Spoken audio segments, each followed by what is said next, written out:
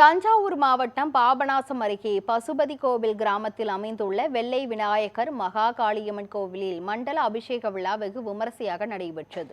கும்பாபிஷேக விழா முடிவுற்று மண்டலாபிஷேக சிறப்பு யாகசாலை பூஜையில் மங்கள இசை முழங்க பல்வேறு ஹோமங்கள், அதனைத் தொடர்ந்து மகா பூரணகுதி மகா தீபாராதனை நடைபெற்றது.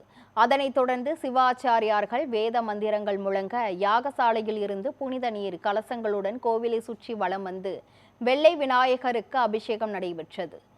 திருக்கோவிலுக்கு வருகை தந்த பக்தர்களுக்கு அன்னதானம் வழங்கப்பட்டது. விழாவில் பசுபதி கோவில் வடக்கு வெள்ளாளர் திரு கிராமவாசிகள் திரளான பக்தர்கள் கலந்து கொண்டு சாமி தரிசனம் செய்தனர்.